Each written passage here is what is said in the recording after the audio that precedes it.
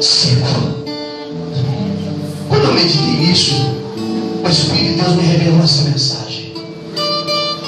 Uma coisa é você começar a ver o ribeiro cheio. Uma coisa é você ter a experiência do ribeiro cheio.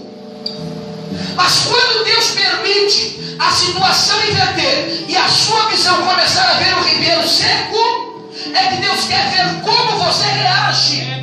Aleluia. Deus não te entregará a mensagem com o ribeiro cheio. Deus te entregará a mensagem com o ribeiro vazio. Por que, pastor, com o ribeiro vazio? Porque nós declaramos a Ele a dependência. E nós só precisamos dele para entender qual é a revelação que Ele quer nos entregar. Pastor, mas qual é a revelação? Eu vou te explicar. Quando ele olha para o ribeiro, o profeta tinha duas alternativas. Primeiro, aceitar o desafio do ribeiro seco. Nós lemos o texto que o Jordão ficava de frente com o ribeiro. No ribeiro, o profeta observava o Jordão. O ribeiro, todos sabem que é um espaço pequeno com um montante de água. Só que ali na frente havia um Jordão muito grande que descia. Olha para mim. Ele poderia fugir para o Jordão. Jordão significa aquele que desce. Mas ele ficou no ribeiro seco. Ele poderia fazer dar uma fuga para o Jordão, pastor Jefferson, e poderia ter os seus problemas momentâneos sanados no Jordão. Só que o fim do Jordão é dado no Mar Morto.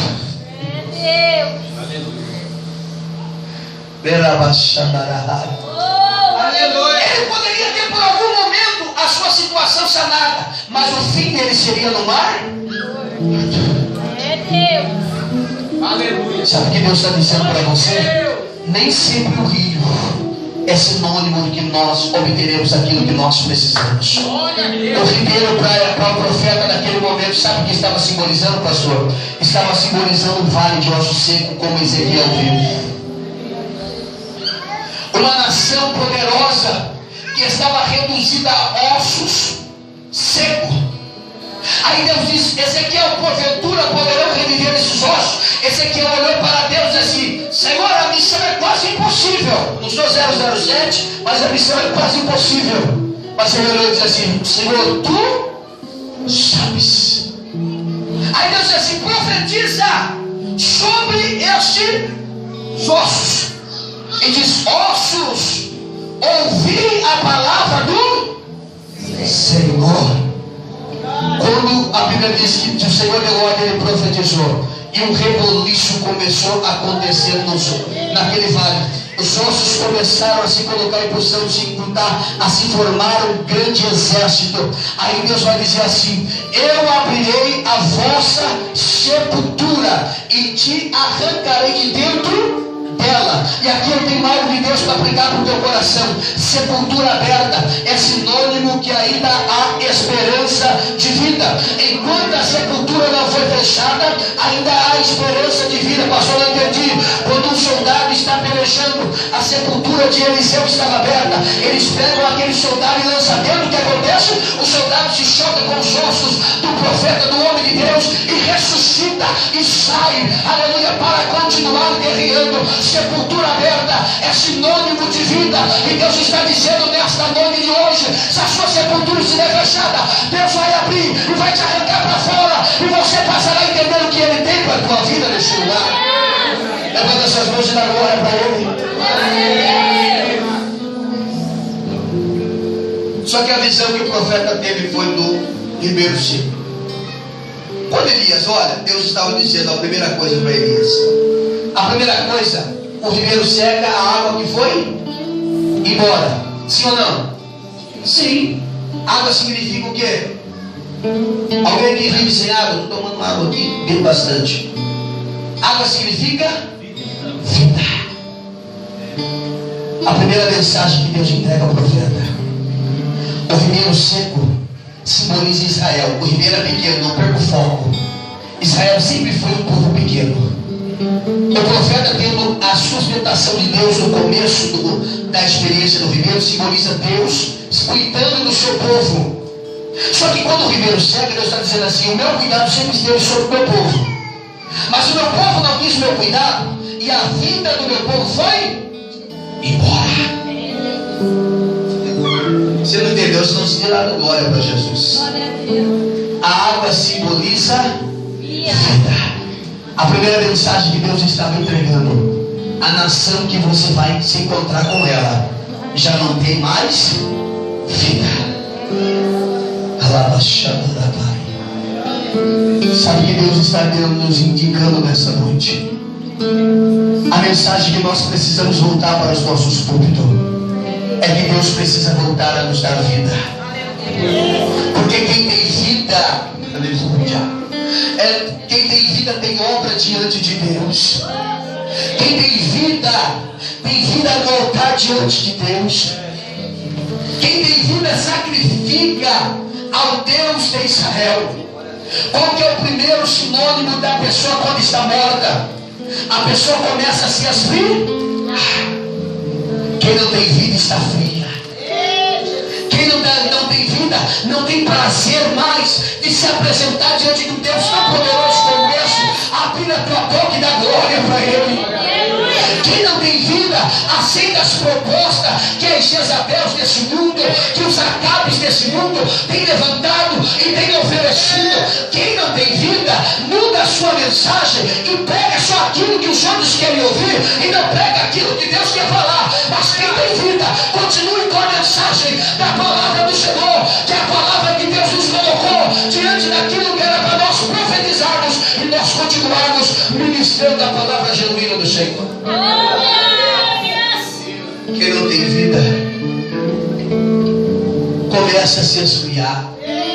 Quem não tem vida, o corpo não suporta, o sangue não circula, o coração não bate, o corpo começa a entrar num processo conhecido como decomposição, começa a apodrecer, e quando começa a apodrecer, começa a fazer o quê? Alguém que já teve o desprazer de estar perto de um cadáver humano? Vou dizer desprazer porque é coisa insuportável. É assim que muitas pessoas estão sem vida.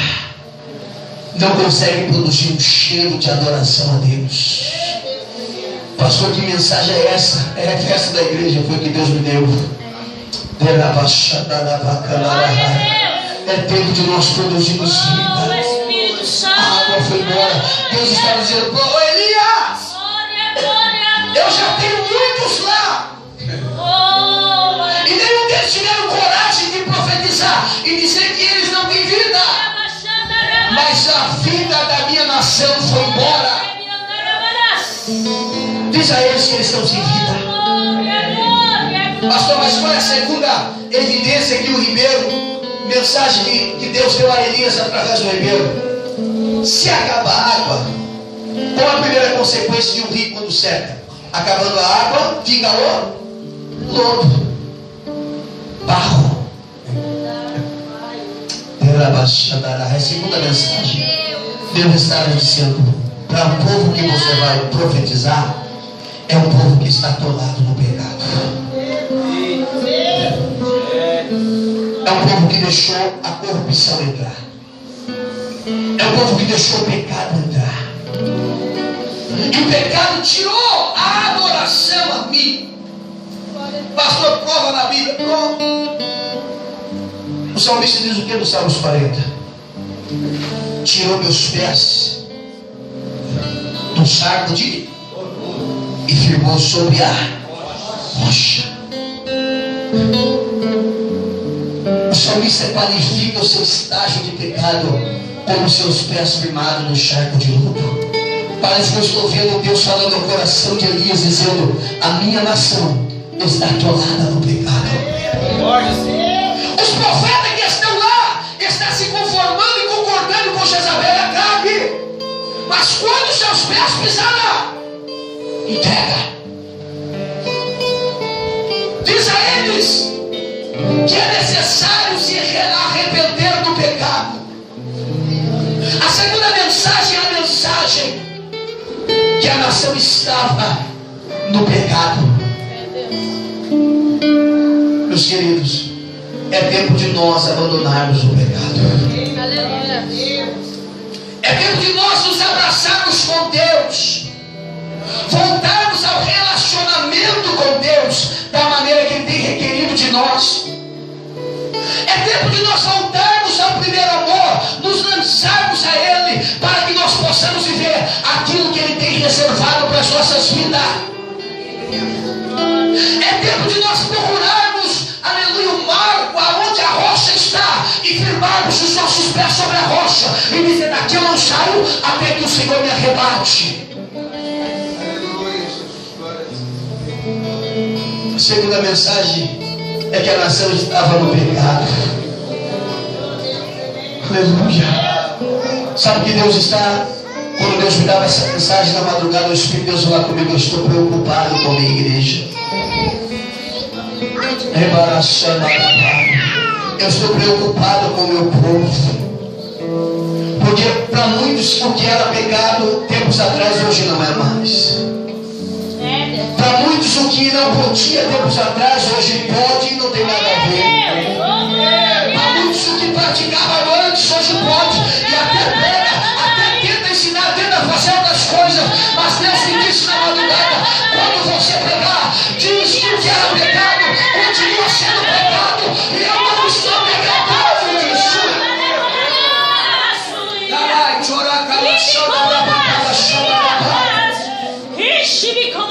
É tempo de arrancarmos os pés do lodo, irmã.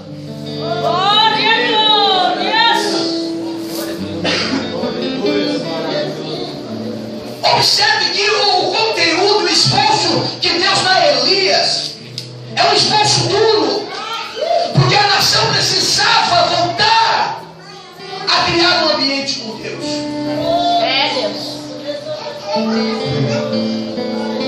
Quando isso acontece, o ribeiro seca. Elias passa a ter a visão do ribeiro seco. E não é fácil viver a visão do ribeiro seco, porque a visão do ribeiro seco não é para todo mundo. Poucos terão coragem de entregar a mensagem ou a revelação que Deus dá. Que mensagem? Hoje não é difícil pregar, irmãos. Há muitos recursos, né, Jefferson? Agora, ser profeta de Deus é difícil, porque você tem que ter fidelidade com Deus. Você não pode, aleluia, omitir a mensagem de Deus. Eu fui a um local a participar de um culto, irmãos. Numa vigília, eu fiz com a minha alma sedenta para ouvir a palavra. E uma pessoa famosa foi ali para cantar e cantou.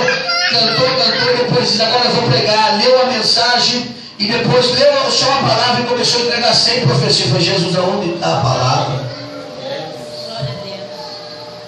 Falei: Jesus, me perdoe, eu perdi tempo, porque a minha alma não foi alimentada na madrugada. Sabe o que Deus está dizendo? A mensagem está com você. Qual que é a reação que quando nós estamos de frente com o ribeiro seco? Está aqui no capítulo 17, no verso número 9. Meu Deus. Deus diz assim: Elias! O silêncio é quebrado. O silêncio é quebrado quando o ribeiro está seco. O silêncio é quebrado quando você está na medida que Deus quer. O silêncio é quebrado quando você está moldado no caráter de Deus e pronto para entregar a mensagem que Deus colocou no teu coração. Só que qual é a maneira que Deus nos acha quando o silêncio é quebrado e nós estamos tendo a visão do ribeiro seco? Deus diz assim: Elias, levanta-te. É o texto que diz, capítulo 17, verso 9, a parte A: levanta-te. Porque a visão foi tão difícil, a mensagem foi tão forte que Deus entregou a ele. A responsabilidade de profetizar para Israel foi tão grande. E Deus disse assim: levanta-te. Porque o projeto continua. Aleluia. E eu tenho algo a fazer na tua vida. Sabe por que Deus te trouxe a esse culto nessa noite? Para te dizer que o que você está vivendo é a experiência do Querite. ela vai passar. Deus te deixará a medida dele e te entregará a mensagem que ele quer que você profetize. Só que Deus está te deixando na medida para você não ser covarde. Quando chegar diante do povo que Deus vai te colocar, para você abrir a tua boca e entregar a profecia e não temer, porque Deus vai se responsabilizar por tudo aquilo que ele colocar nos seus lábios. Mas é noite de você se levantar. Isaías capítulo 60 diz assim: levanta e resplandece, porque já vem a sua e a glória do Senhor vai nascendo sobre ti. Olha para o teu mundo assim: a glória hoje vai nascer. Quando a glória nasce, nós temos coragem e autoridade para profetizar.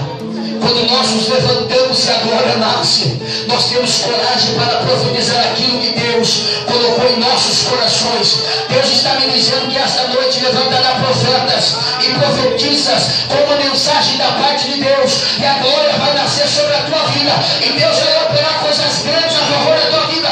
Mas não tenha medo de falar aquilo que Deus colocar nos seus lábios, porque Deus se responsabilizará por aquilo que ele colocar nos seus lábios. Deus assim: Ezequiel, levanta-te, põe-te de pé e eu falarei contigo.